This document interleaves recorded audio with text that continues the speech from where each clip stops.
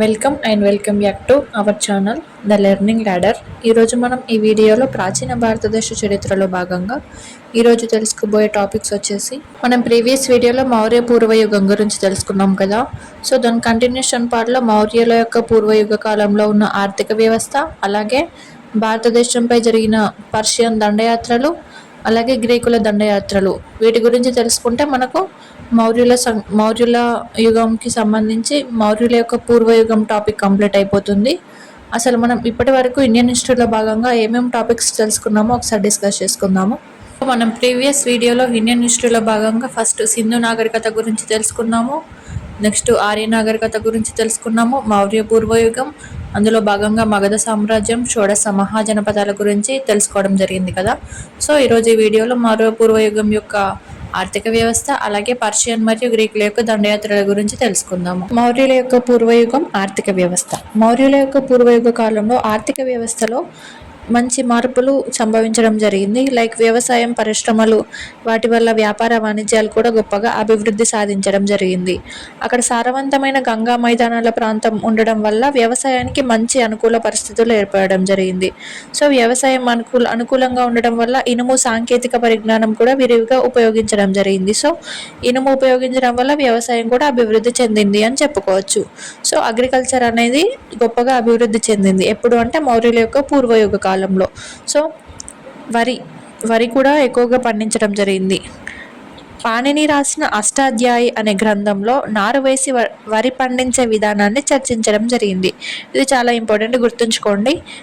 Ashtadhyayi book అనే book ఎవరు రాశారు అంటే పాణిని. వరి పండించిన ఆధారం ఏంటి? మౌర్యుల కాలంలో, మౌర్య పూర్వయుగ కాలంలో నారు వేసి వరి పండించే విధానం దేని ద్వారా మనకు తెలుస్తుంది అంటే పాణిని రాసిన అష్టాధ్యాయి గ్రంథంలో వరి పండించే విధానాన్ని చర్చించడం జరిగింది. Transplantation of paddy. సో ఇది ఒక ఆధారం అని చెప్పుకోవచ్చు, వ్యవసాయం పండింది అని చెప్పుకోవడానికి. సో ఈ విధంగా అభివృద్ధి చెందింది వ్యవసాయం. దిగనికాయ అనే బౌద్ధ గ్రంథంలో ఆ కాలం నాటి, ఈ మౌర్యుల కాలం నాటి 24 రకాల పరిశ్రమలు ప్రస్తావించడం జరిగింది.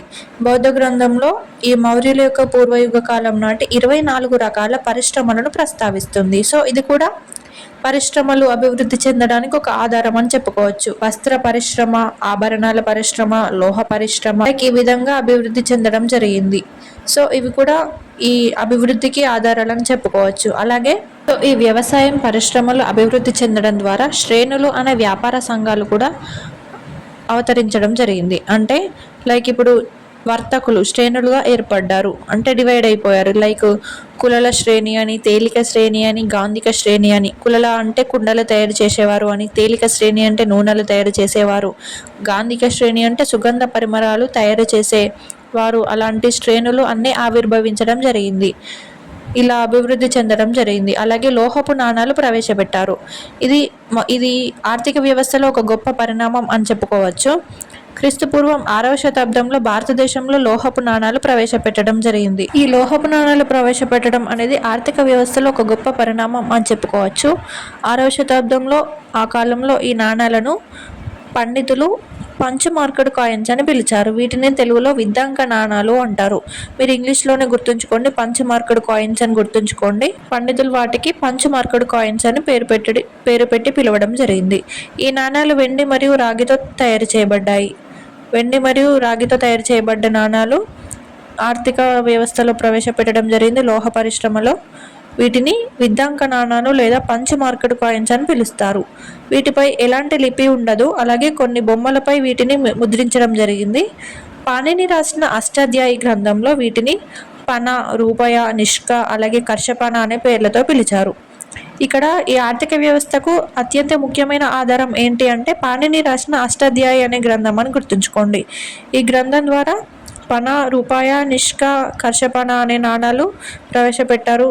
వాటిని ఆ పేర్లతో పిలిచారు అని ఇక్కడ ఆధారాలు లభించడం జరిగింది. ఇది ఫ్రెండ్స్ ఆర్థిక వ్యవస్థకు సంబంధించి. అలాగే పరిశ్రమలు మరియు వ్యాపార వాణిజ్యాలు గొప్పగా అభివృద్ధి చెందడం వల్ల అనేక నగరాలు కూడా ఉన్నాయని ప్రస్తావించడం జరిగింది. ఇందులో అంటే పాణిని రాసిన అష్టాధ్యాయి. మొత్తానికి ఇక్కడ మౌర్యుల పూర్వయుగం యొక్క ఆర్థిక వ్యవస్థ అంటే దానికి ఆధారమైన గ్రంథం ఏంటి అంటే పాణిని రాసిన అష్టాధ్యాయాన్ని గుర్తుంచుకోండి. ఈ కాలాన్ని రెండవ పట్టణీకరణ యుగం అని పిలిచారు. చాలా ఇంపార్టెంట్ ఇది. మౌర్యుల యొక్క పూర్వయుగం యొక్క ఆర్థిక వ్యవస్థను రెండవ పట్టణీకరణ, సెకండ్ అర్బనైజేషన్ యుగం అని పిలవడం జరిగింది. ఫస్ట్ అర్బనైజేషన్ ఏంటి అంటే సింధు నాగరికత. మొదటి పట్టణీకరణ నగరం ఏంటి అంటే సింధు నాగరికత. అలాగే రెండవ పట్టణీకరణను ఈ మౌర్యుల యొక్క పూర్వయుగాన్ని పిలిచారు. ఇంపార్టెంట్ గుర్తుంచుకోండి. ఇది ఫ్రెండ్స్ ఆర్థిక వ్యవస్థకు సంబంధించి మౌర్యుల యొక్క పూర్వయుగం కాలంలో ఉన్న ఆర్థిక వ్యవస్థ. దీనికి ముఖ్య ఆధారం ఏంటి అంటే పాణిని రాసిన అష్టాధ్యాయాన్ని గుర్తుంచుకోండి. ఇది ఫ్రెండ్స్ ఆర్థిక వ్యవస్థకు సంబంధించి. అలాగే తర్వాత పర్షియన్లు మరియు గ్రీకుల యొక్క దండయాత్రల గురించి చూద్దాము. ఈ వీడియో ఆర్థిక వ్యవస్థ అనేది చిన్న టాపిక్ కాబట్టి ఈ రెండు టాపిక్స్ ఒకటే దాంట్లో కలిపి చెప్పడం జరిగింది. సో వాయువ్య భారతదేశంపై పర్షియన్లు మరియు గ్రీకుల యొక్క దండయాత్రలు, దానికి సంబంధించింది చూద్దాం ఇప్పుడు. ప్రీవియస్ వీడియోలో మనం మహాజనపదాల గురించి 16 షోడశ మహాజనపదాల గురించి తెలుసుకున్నాం కదా. సో షోడశ మహాజనపదాలను, భారతదేశంలో ఉన్న జనపదాలను మగధ సామ్రాజ్య చక్రవర్తులు జయిస్తున్న కాలంలోనే ఈ వాయవ్య భారతదేశంపై పర్షియన్లు మరియు గ్రీకుల యొక్క దండయాత్రలు మొదలయ్యాయి.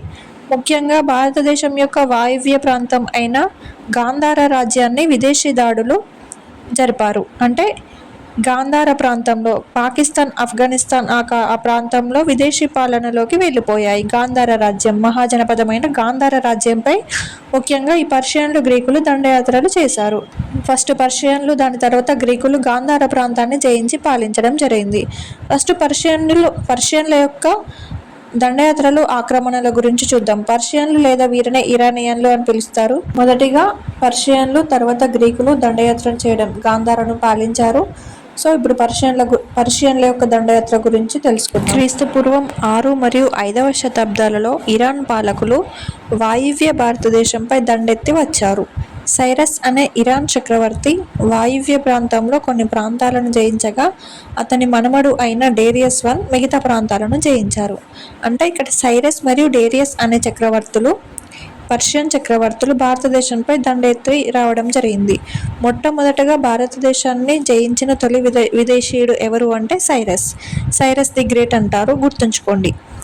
భారతదేశాన్ని జయించిన తొలి విదేశీయుడిగా సైరస్ను పేర్కొనవచ్చు. సైరస్ మరియు డేరియస్ I అనే పర్షియన్ చక్రవర్తులు భారతదేశాన్ని జయించడం జరిగింది. సో వాయువ్య భారతదేశంపై పర్షియన్ల ఆధిపత్యం కొనసాగింది.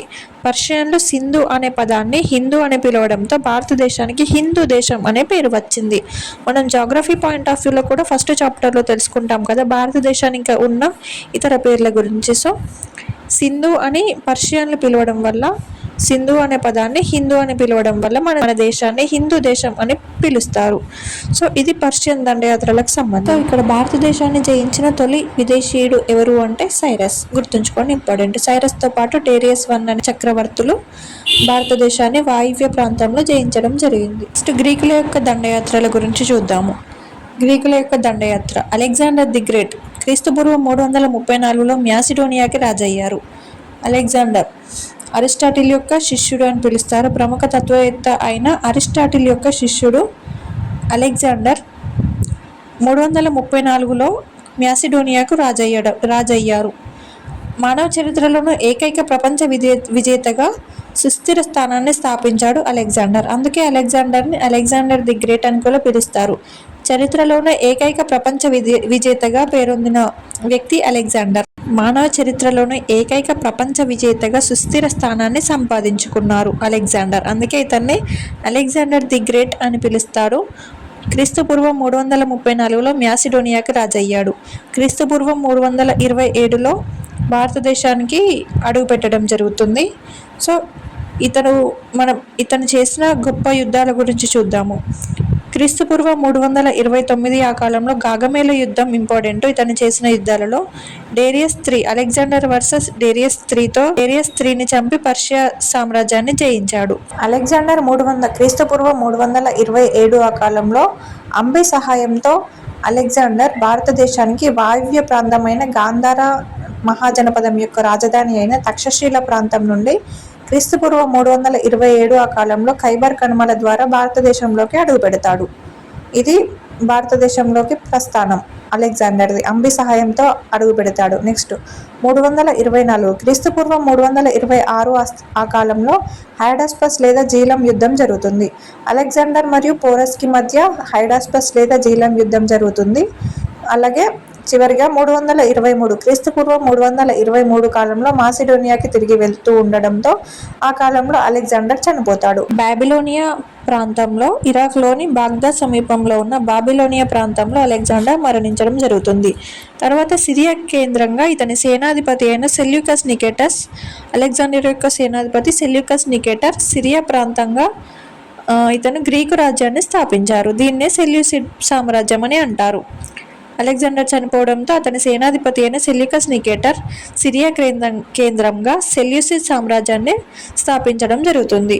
ఇది ఫ్రెండ్స్ ఈ గ్రీకుల యొక్క దండయాత్రకు సంబంధించి. అలాగే మనం ఈ వీడియోలో స్టార్టింగ్లో ఏం తెలుసుకున్నాం, మౌర్య పూర్వయుగం యొక్క ఆర్థిక వ్యవస్థ తెలుసుకోవడం జరిగింది. దాని తర్వాత వాయువ్య భారతదేశంపై గ్రీకులు మరియు పర్షియన్ల యొక్క దండయాత్రల గురించి ఈ వీడియోలో తెలుసుకున్నాము.